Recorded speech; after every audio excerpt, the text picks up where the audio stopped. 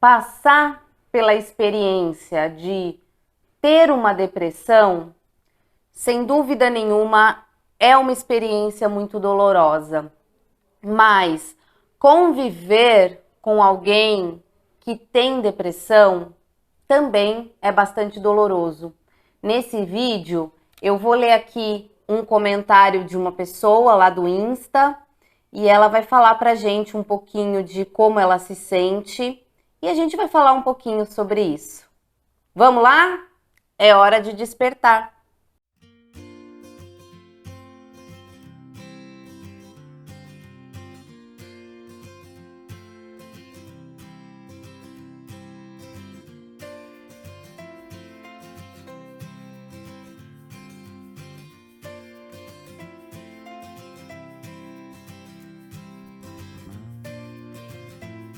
Naná, tudo bem? Bom dia. Estou lendo o livro Mulheres que Amam Demais e maratonando seus vídeos.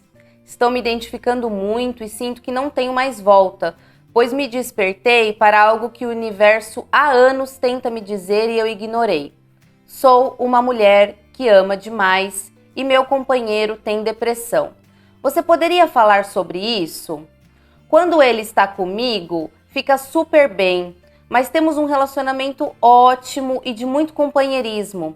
Mas quando ele entra em depressão, muitas vezes quando eu vou embora, ele me ignora totalmente, entra no mundo dos jogos online, some por dias e eu tiro um esforço enorme para ajudá-lo.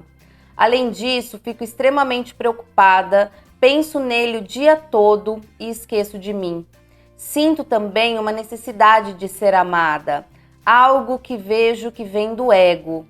E quando ele está depressivo, não consegue me entregar. Tive um pai ótimo, mas que não é muito carinhoso e sim bastante crítico, que me cobrou ser a filha perfeita. Não queria terminar esse namoro porque apesar da doença da depressão dele, e sei que a vontade de mudar tem que partir dele, nós combinamos muito e temos uma relação de respeito. Nossa, gente, é muito desafiador falar sobre isso, sabe? Mas eu vou falar aqui a partir do meu olhar e se você pensar diferente em algum momento, coloca aqui nos comentários que eu também vou gostar de ver o seu ponto de vista. Tem várias questões aqui que a gente precisa perceber, né? Em primeiro lugar, a gente precisa entender que a depressão é uma doença. É muito desafiador quando você tem na sua vida uma questão importante. Uma doença é uma questão importante, especialmente a depressão, que vai mexer com as emoções, com o humor, com o estado de espírito.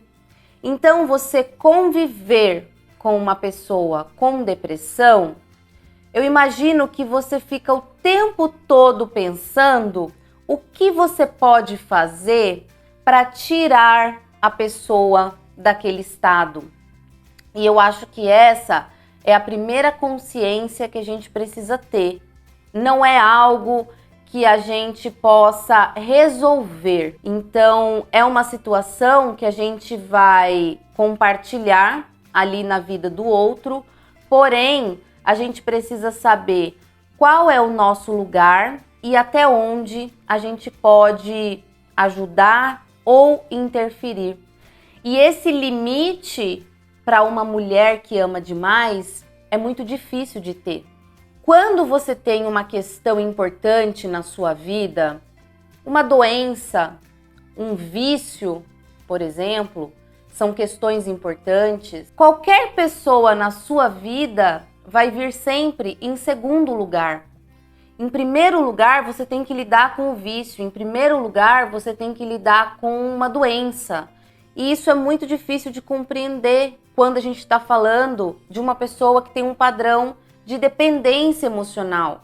Eu preciso que essa pessoa me dê amor. Eu preciso me sentir importante para aquela pessoa. Mas aquela pessoa tem uma coisa mais importante do que eu, aí a gente tem ali um problema.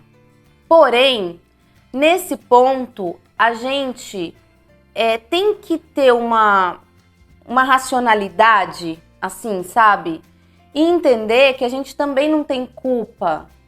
Nem sempre a gente consegue apenas doar. A gente precisa também receber, porque senão a gente se esvazia. Então, por exemplo, é parte do padrão eu querer cuidar do outro. É parte do padrão eu me sentir responsável pela felicidade do outro. Isso é uma coisa que a gente precisa começar a trabalhar, começar a treinar e começar a perceber. A gente dar ao outro o lugar dele e se manter no nosso lugar. O que essa pessoa está fazendo por ela? Essa pessoa está indo ao médico, está fazendo o que ela precisa fazer, tomando a medicação, fazendo o exercício, enfim, tendo todas as providências que ela precisa ter para ficar melhor dentro dessa condição depressiva. Essa pessoa, eu estou percebendo que essa pessoa está fazendo a parte dela nesse processo. O principal, no meu ponto de vista, tá, gente? Eu estou falando aqui do meu lugar. É eu conseguir organizar as coisas aqui dentro de mim e entender até onde eu posso ir. Então, assim, até aqui eu posso contribuir. Daqui para lá, a pessoa tem que fazer por si e eu não posso fazer nada. Porque lembra daquela história? Antes de serem nossos amigos, nossos namorados, maridos, esposas, as pessoas são nossos irmãos de jornada. E elas precisam passar por suas próprias experiências. E eu não posso pegar uma questão do outro e trazer para mim como se ela fosse minha. Então eu tenho que ficar sempre perto, porque é só assim que aquela pessoa fica bem. Eu tenho que fazer com que essa pessoa se sinta o mais confortável possível. Eu tenho que ir lá e levar no médico e fazer. E entende? Então a gente precisa ter a clareza do que é nosso e do que é do outro. E claro, tá ali do lado, convidar para fazer uma caminhada, estar junto, apoiar, tudo isso é importante desde que eu não perceba que aquela pessoa está pegando aquela questão e colocando como minha responsabilidade, como se eu fosse responsável pela felicidade do outro. Porque de verdade nós não somos. Nesse ponto, a gente vai trabalhar provavelmente aqui a partir do meu olhar com a culpa, né, que é típica desse padrão. Então, assim, se o outro não está bem, eu me sinto culpada, então eu preciso trabalhar essa culpa, aprender a lidar com esse desconforto que a culpa traz.